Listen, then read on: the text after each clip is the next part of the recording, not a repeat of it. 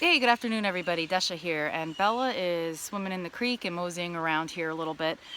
Over the past, I don't know how many months, years, whatever, off and on I've been hearing about alcoholism and addiction and stigma associated with it and blah, blah, blah, disease, not disease, a choice, not a choice. And, the fact is that people are losing their lives to this, and if we try to get caught up in the words, it's not going to help anything.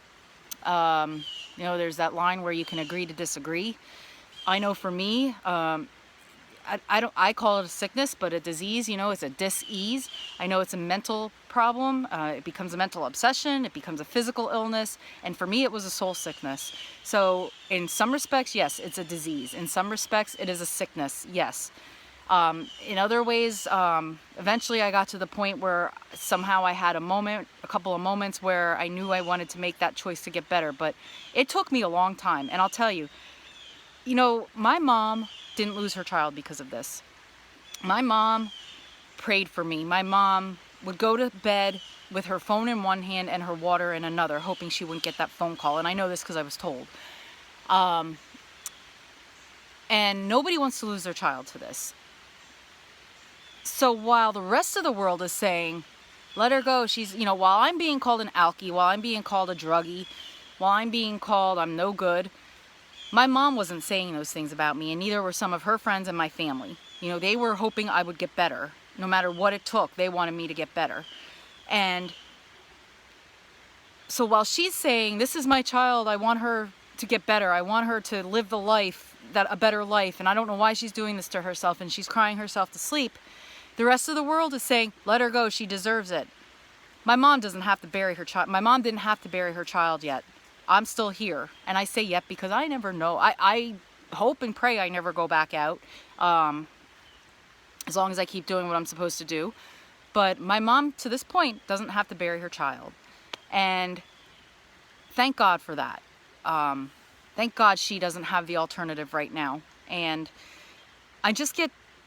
I feel bad for the people who are struggling. My heart goes out to them. And I get so tired of people, I shouldn't point the finger like that, but it is hurtful to hear that people don't have compassion for this. And I can completely understand why. We do so much damage. It is a very selfish sickness. It's a very selfish way of life. I didn't think anything of, I cared to a point, but I didn't say when I was a child that I wanted to grow up and have my life run by drugs and alcohol. I didn't grow up saying, oh yeah, I want to throw everything away to a sickness that overcame my life. And it wasn't first on my list. It's not first on my list today. And I wish other people would be able to come to a place where they're able to get better, the people that are sick and suffering from this.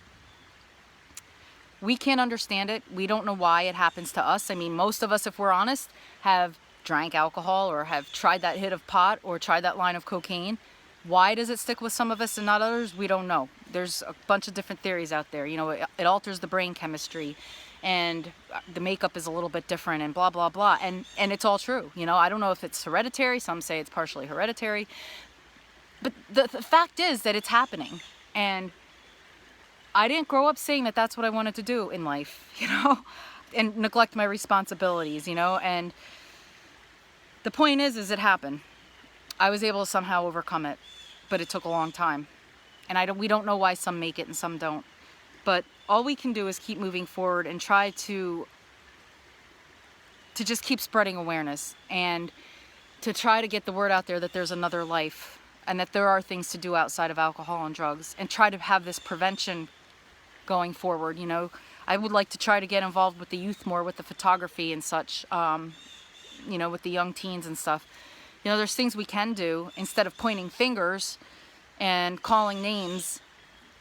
Maybe try to come up with something to help this and to help stop it, or at least get it back down to a minimum. Because this has been going on forever. Drugs and alcohol, it's nothing new.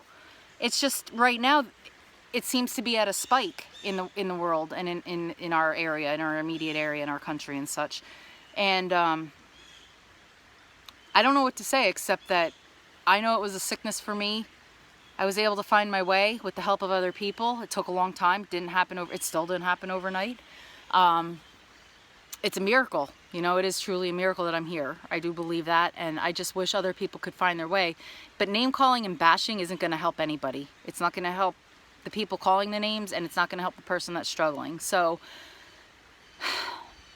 I don't know what else to say at this point. I just wanted to get that out there because it's just on my heart to say. And I just hope that instead of letting this divide us, it can help unite us. You know, that part is our decision. Not making excuses for anybody. I'm not saying my behaviors were right. I'm not justifying it. I was outright wrong, and I'm not proud of it. But if someone was if someone was calling me names, well, which they did, it didn't help me at all. You know, it didn't do anything. I wasn't comfortable in my own skin to begin with, and I became numb to those things. It's not going to help the person, and it's not going to help the family. So the person's family. So for what it's worth, it's my 2 cents for the day, or 5 maybe at this point. But I hope you guys have a great day, and there's Bella quick. There she is, down here by the creek. So have a great day, guys. Have a great evening, and we wish you all the best. Keep plugging away. Bye-bye for now.